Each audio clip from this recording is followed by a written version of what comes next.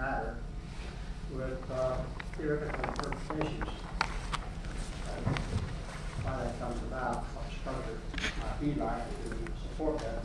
That it's possible to feel pretty smug that we've now earned some truth to the universe.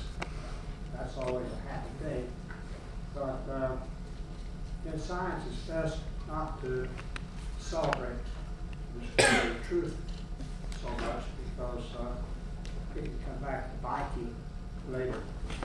In the triad that I talked about of observation, or organization, and interpretation, these last few days where we've been looking at the ideal gas, where and there did I say we were seeing the truth? I don't think it was anywhere other than perhaps in saying that when it comes to the velocity distribution of even real molecules, that they seem to track pretty much dead on the Maxwell distribution. But that's about the limit. That's where truth lies. And it's just healthy not to be too full of ourselves about how much of the truth we really know. That's generally less than we think. So, so we've studied this ideal gas. We don't celebrate that we have discovered truth. What can we celebrate? We celebrated, or should celebrate, I would hope, the witnessing to the game played well. Back in the annals of history, you go back and trace out episodes in this game of science, and we have done that. And we've seen quite a few successes of a well-played game. But there's always more to be learned, and we should never freeze ourselves saying that we're satisfied, that we know it all. Consider this ideal gas, and we've labored about, as I say, for a while.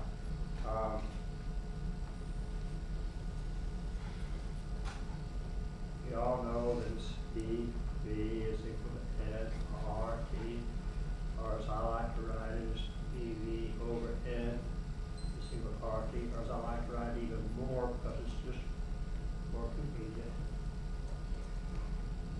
For these squiggles and more log. Let's define a new variable involving the pressure, temperature, and volume. You're slightly too high.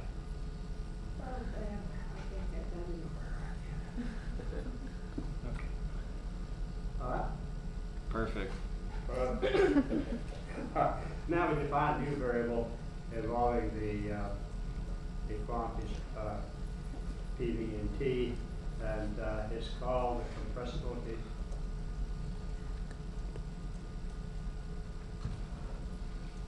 And often it's called just compressibility, especially in engineering. I like to call it compressibility factor because of other compressibilities we'll be talking about. Don't want to confuse that. Compressibility factor, the name for it is probably equal to Z, and it is by definition this quantity, which for an ideal gas is exactly equal to 1. We sometimes plot these functions. So if I plot for the ideal gas, here's Z, we plot it against, let's say, the pressure. No matter what pressure or what temperature we choose, we plot it. The plot is this line here at 1. It just goes on forever. And I submit to you that's a pretty dull graph. Pretty dull graph.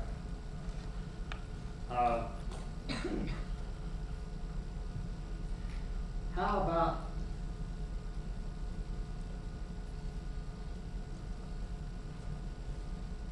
Z of real gases. That is the observed values.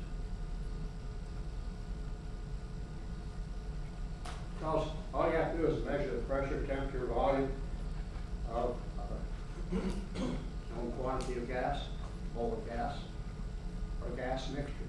Whatever, measure that and calculate it, plot it versus the temperature. Usually plot these as isotherms. Here I've got a plot of this ideal gas just to show you how exciting it is. Like that. So every textbook, physical chemistry has these obligatory graphs of compressibility factors. Now, this includes your textbook as well, so I just use them because they include anybody's. So here's one. Compressibility factor Z versus a pressure up to 800 atmospheres. All these measure the same temperature, 0 degrees. Here's the ideal gas right there. Whoa.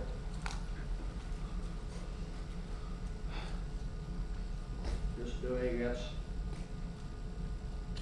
methodical run along that line 1. Here's 0 down here. And yeah, look at the behavior of just ordinary garden variety run-of-the-mill everyday pedestrian style molecules like hydrogen, methane, and ethane, and ammonia. They don't behave like that. Well, that's good because the real world is a lot more interesting than the ideal gas. I suspect that in all the universe there's no single system that is duller and more boring than the ideal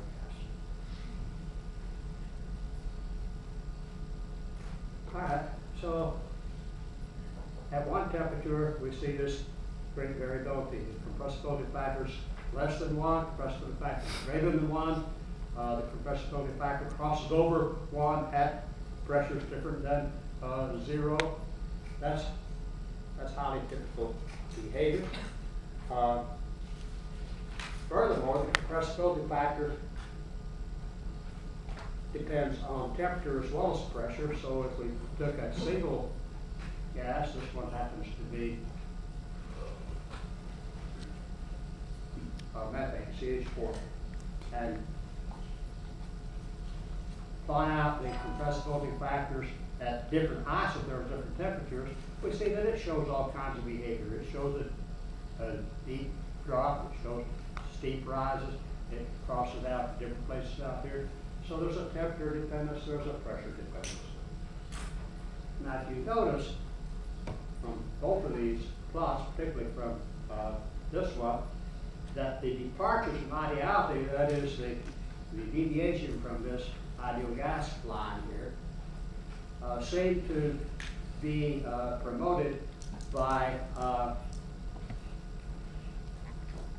low temperatures.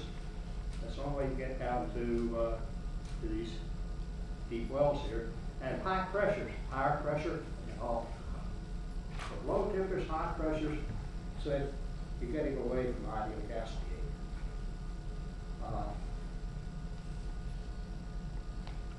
What does that suggest to us about the cause of these departures in ideality? Well, at low temperatures and high pressures, the densities get high. The densities get high, the average separation between molecules goes up, goes down. They get closer together. More tightly packed, you probably not so much packed, but crowding one another more. And that means they're interacting with one another more. They're encountering one another. And the more they encounter one another, the more we see these departures from ideality. Generally.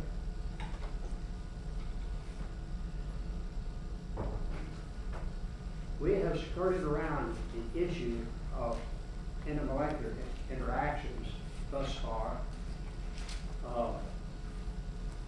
with the exception of that one time when we talked about the rather benign interactions of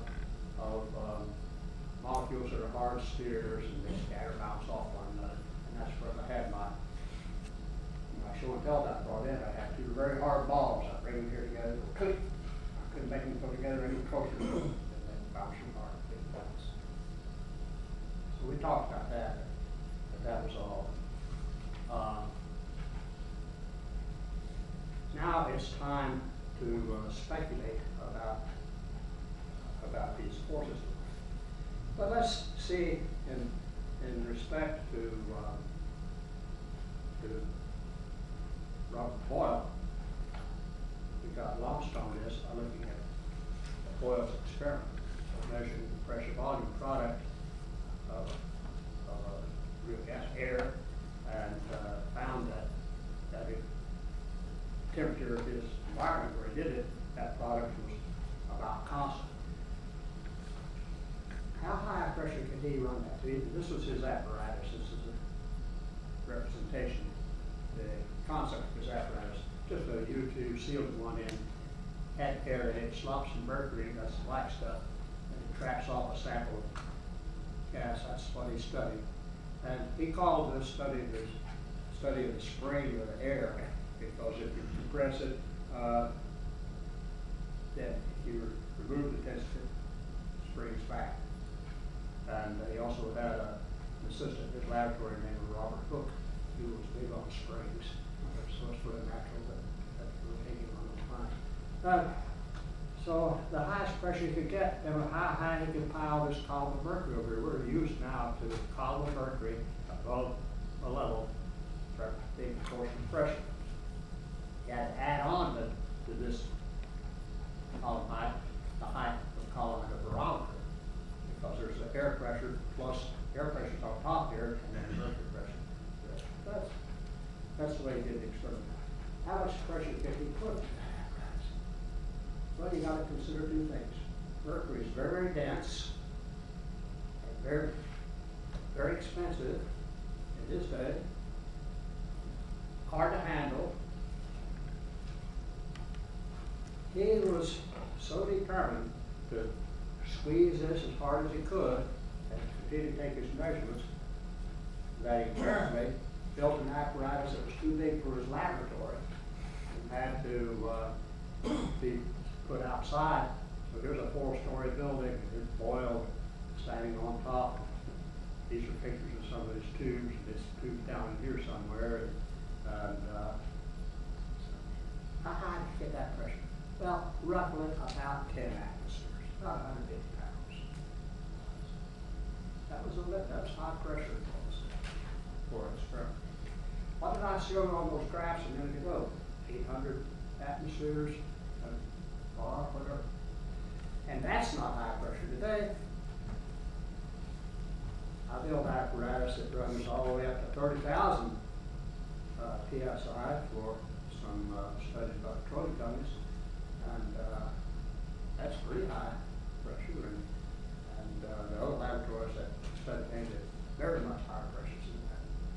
And Boyle down here at 10 atmospheres. Even Boyle noticed that.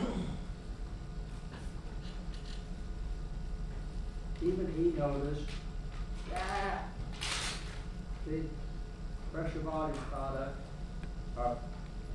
he didn't plot Z versus pressure, but he had, and here's one, and the ideal gas law says it go like that. He did notice a very slight, very the noise of the uncertainty of this experiment. Nonetheless, he could sense that it was there. I've taken the liberty of taking some of the best data and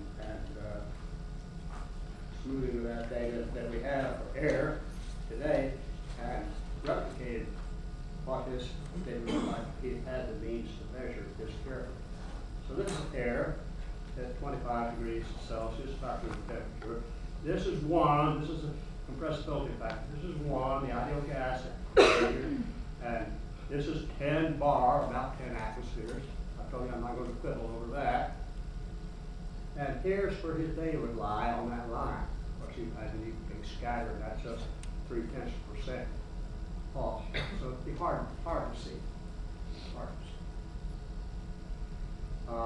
But nonetheless, it was a departure. And the compressibility factors that he would have measured, could he have done them this accurately, would all have been less than 1. Now, that was so much fun, I just told the computer to run that calculation on up a little bit. I just went to 500 bar, couldn't go more. Ran up to 500 bar, still air. Here's our 1. This is Boyle's it was down in this region somewhere. And now here's that same air, and look, it's a real gas. It's not an idle gas. It's not a forcible gas. It's a real gas thing. Let me see that. Is there any significance to where that line comes back across? Yeah, there's Diesel? significance to it. We'll talk about that, I hope, in time. Yeah, there's significance. I'll tell you right now, because it's pretty simple, although I won't tell you detail. No, I'll tell you that, because we can get talking. You remind me of it just after I tell you this next time.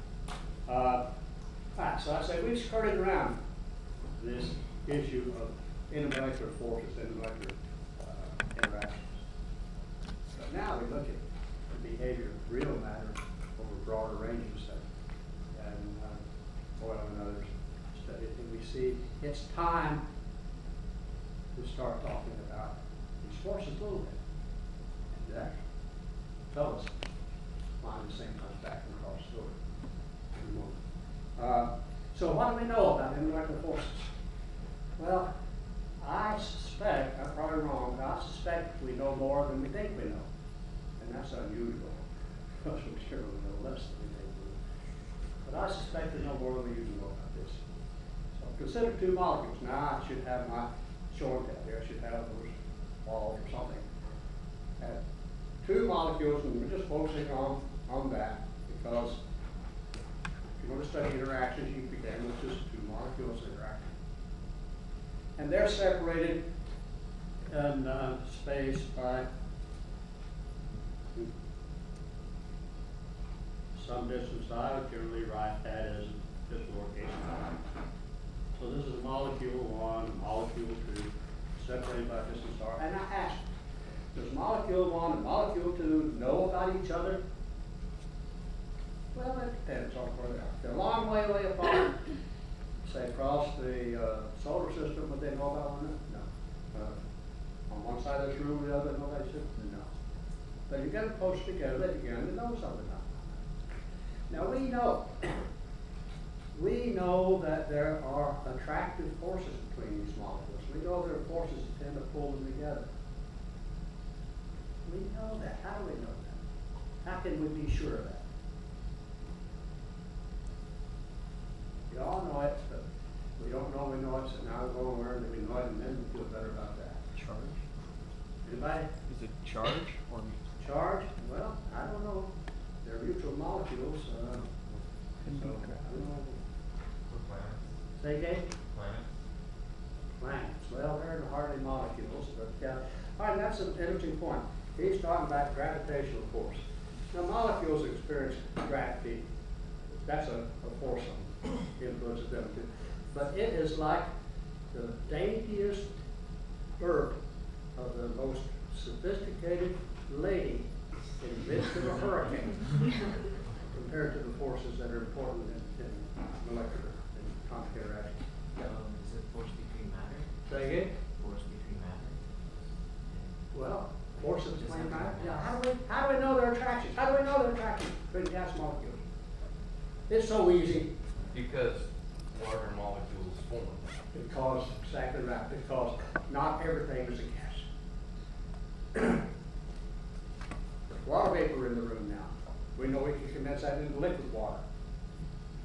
There's nitrogen molecules, we know we can condense that into liquid nitrogen.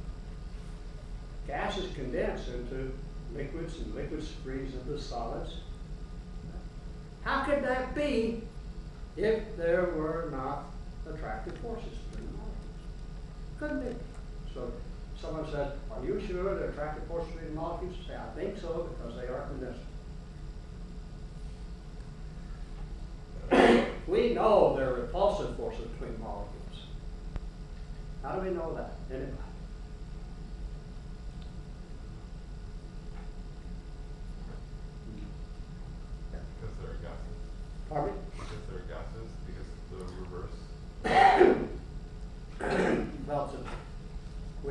reason that they turn the gases, and that's the kinetic molecular theory that tells us that. You raise the temperature, they move it around faster, and they're going to escape any attractive forces. That's not how we move the repulsive force. Is it because when you compress it and you keep compressing it more and more, it opposes the force? That it does what? When you compress a gas, it applies a force back at you, so it's like resisting the compression. Well, that's again just the kinetic theory explains that. You compress it, the impact rate of molecules on the piston increases and the force then increases. We know all that. Doesn't that? See that ideal gases exert pressure and have that springing effect apart from molecular forces. We know they're attractive forces because gas molecules, you lower the temperature, you lower that kinetic energy, and then these attractive forces can take hold and cause them to coalesce into the droplets, and they coalesce into puddles and the oceans. Okay? So we know that that's because of the cohesive forces, the attractive forces. Now I'm saying, how do we know that they're repulsive forces? And it's because once you condense those suckers and you turn the gas into a liquid, how easy is it to compress it further? What do you know about the compressibility of liquids and solids compared to gas? Significantly more difficult. It's a hell of a lot more difficult. You can compress a gas. I had the syringe the other day and I pushed it, and you can see the gas line get smaller, and I let go and you see it get bigger again. That's because of kinetic energy. But if I put water in that syringe and compress it, what would happen? Could I change its volume? Yeah, a little teeny wussy bit. Hard to measure. Suppose it was a chunk of an iron bar and I'm trying to compress its volume. Can I do it? Yeah, but there's even lesser than water. We know that. Why is that? Because the molecules are so close together that now they are experiencing repulsion. So they're far apart. We know there's attraction, always attraction. There is always attraction from them apart. As they get closer together, the attraction gets bigger and bigger and bigger. And then as you get real close together, it goes less and less and less, and then it turns into repulsion. So, this is what we should all think is the sort of general way, generic way that the force law between a pair of molecules are molecule on molecule through a separated distance r,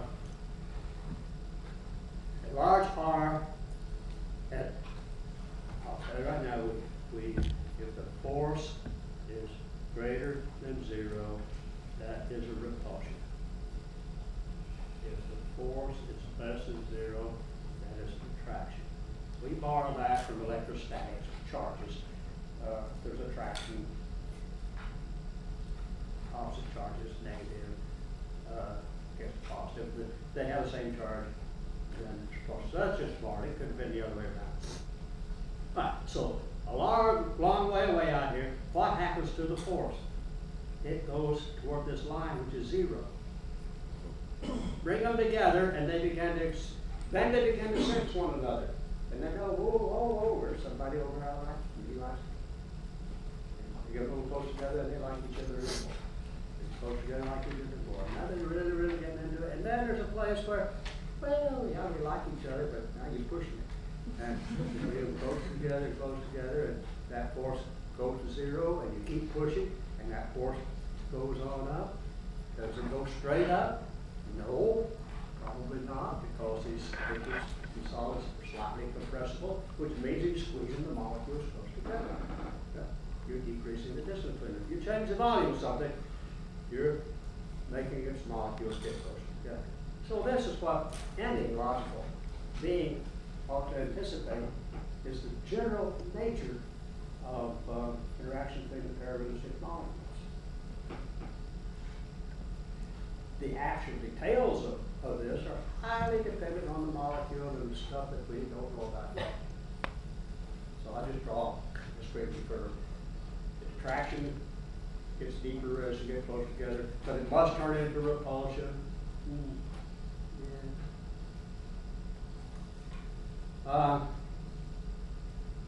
We've talked about forces once before. We were talking about the DeLong Peak rule of thumb or theorem, and the oscillation of atoms in a metal crystal. It said there were storing forces, the three-dimensional oscillator that brought them back. And I told you at that time that that the force, if there's a force, then there's a potential energy, because if there's work done against the force, then potential energy goes up or down, depending on what work is done to it, or and the relationship here, you should learn in your physics class, and not me teaching.